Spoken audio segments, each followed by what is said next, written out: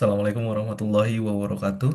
Bertemu kembali dengan saya Budi Dharma di studi kasus yang ketiga, akuntansi manajemen. Dengan tema kita kali ini adalah akuntansi berbasis aktivitas. Mari kita dengarkan studi kasusnya. Baik, di studi kasus ketiga ini kita akan membahas tentang kasus di perusahaan manufaktur ya, yang mengalami penurunan laba. Kemudian kita akan mendeliberasinya dengan activity based management dan activity based costing ya.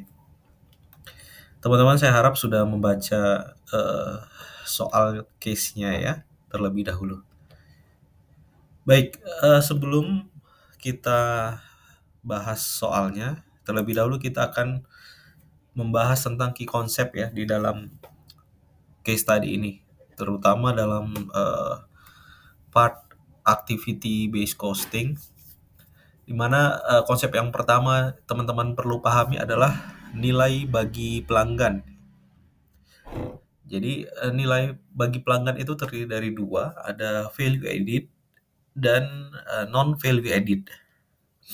Ini adalah dasar nilai di mana pelanggan mau membayar atas aktivitas yang dikeluarkan oleh perusahaan.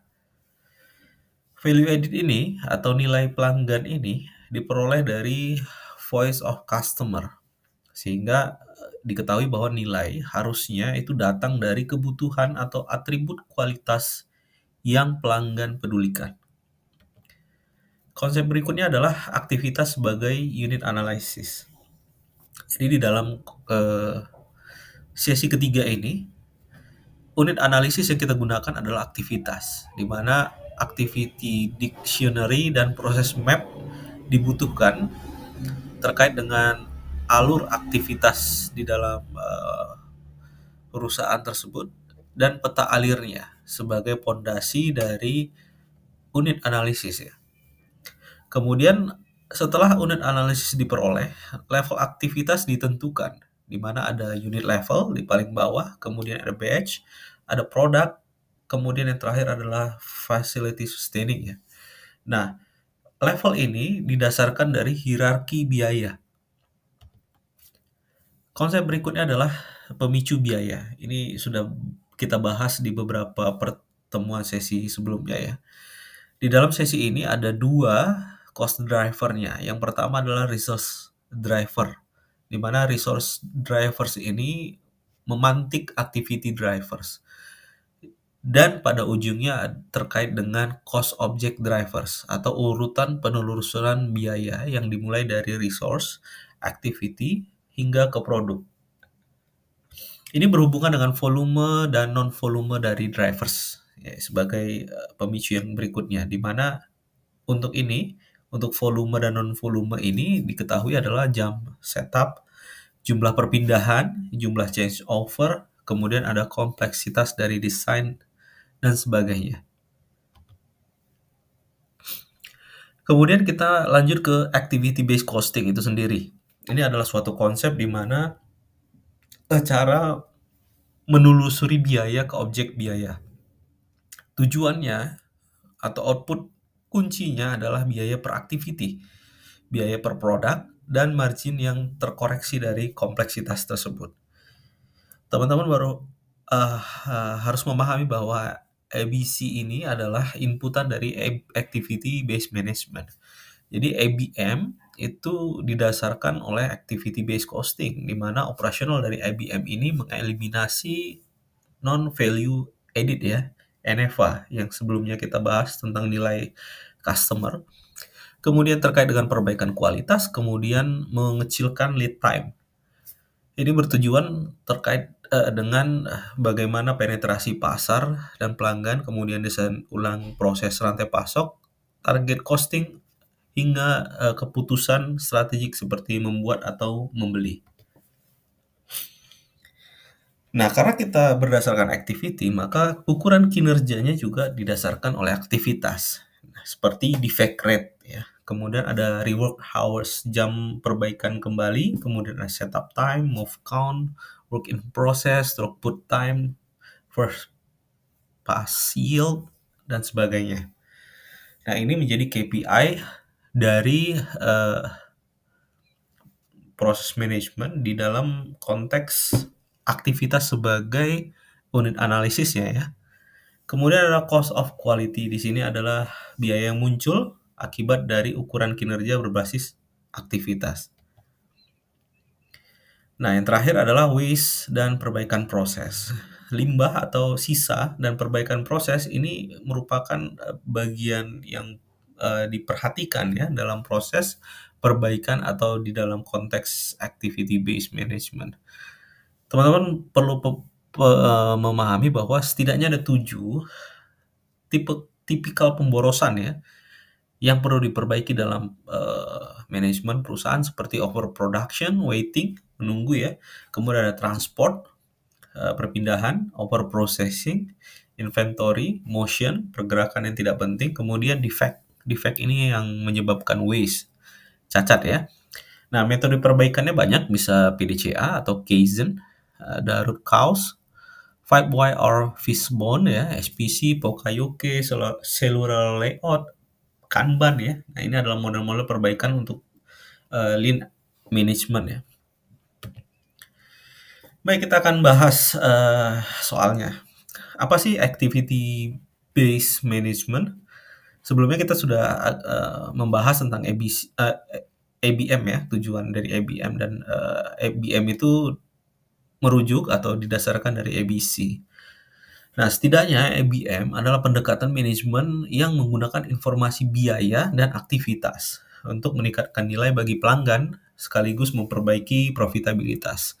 Jadi ada ABM ini bergerak di dua sisi ya. Yang pertama di sisi internal perusahaan untuk meningkatkan profitabilitas, kemudian di sisi berikutnya adalah meningkatkan nilai dari pelanggan. Dari pemisahan tadi tuh, non value added ke value added.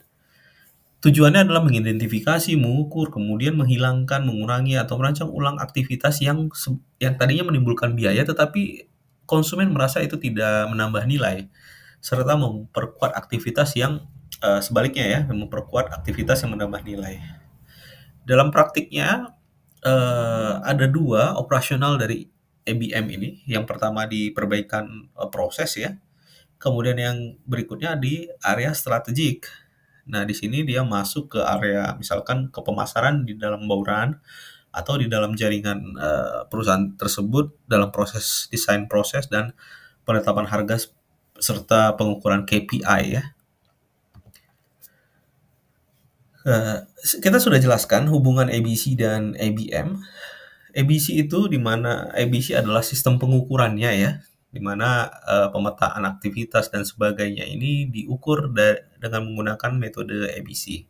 Sedangkan ABM-nya itu adalah tindakan manajerial yang menggunakan wawasan atau hasil inputan dari ABC. Singkatnya, ABC itu memberikan visibilitas dari biaya, kemudian ABM mengubahnya menjadi perilaku atau keputusan manajemen. Kemudian aktivitas non value added dan bagaimana ABM mengatasinya. Nah, di sini saya memberikan 2 contoh setidaknya ya. Yang pertama adalah rework atau perbaikan cacat. Jadi agar sebenarnya ini kegiatan yang serba salah begitu ya.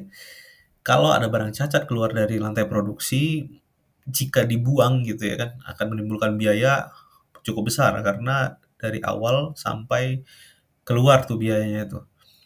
Nah, kemudian tapi kalau diperbaiki juga menambah biaya lagi kan. Nah, ini adalah aktivitas yang non value added. Customer kan nggak tahu ya kita melakukan rework atau tidak. Oleh karena itu, menurut dari sisi customer harusnya ini adalah tindakan yang tidak penting atau tidak memberikan nilai. Oleh karena itu kita butuh perbaikan proses di rework. Nah, dengan menggunakan ABC, kita akan paham bahwa aktivitas rework ini didorong dari jumlah cacat, jumlah rework, kemudian sering timbulnya dan sebagainya. Ini dari ABC ya. Kemudian lanjut ke ABM. Di ABM dari temuan-temuan jumlah cacat, rework dan sebagainya tadi ditingkatkan menjadi typical analysis. Kemudian kita melakukan proses root cause misalkan. Nah, dari root cause nanti akan dicari drivernya apa sebenarnya, apa penyebabnya. Tujuannya apa? Tujuannya adalah bukan mengecilkan reworknya, tapi mengupayakan tidak terjadi cacat. Karena mengupayakan tidak terjadi cacat itu sekaligus memperbaiki proses rework, karena tidak ada lagi yang rework ya. Kemudian yang kedua, meningkatkan level kepuasan dari customer. Contoh berikutnya adalah material handling. Nah ini ya, perpindahan antara material dari satu tempat ke tempat lain yang tanpa adanya proses. Nah ini adalah suatu kegiatan yang tidak bervalue added ya. Nah, oleh karena itu, jika kita menggunakan ABC, setidaknya kita akan paham berapa sih biaya material handling gitu kan, kemudian jarak pemindahannya, apakah ada waktu tunggu dan sebagainya. Dari hasil itu nanti kita akan naikkan ke ABM. Misalkan kita mengubah layout perusahaan nih, layout lantai produksi kita ubah sedemikian rupa sehingga alurnya itu menjadi smooth gitu kan, tidak ada perpindahan material yang tidak penting lagi. Nah, dengan cara ini selain mengurangi perpindahan material, bisa jadi akan mempercepat waktu produksi. Nah, ini adalah contoh implementasi ABM di dalam manajemen ya. Baik, ini adalah beberapa referensi yang digunakan di dalam proses slide ini dibentuk ya. Teman-teman bisa cek di Google atau di sumber-sumber yang lain. Oke, terima kasih atas perhatiannya. Semoga apa yang kita bicarakan ini bermanfaat. Billahi taufik walhidayah. Wassalamualaikum warahmatullahi wabarakatuh.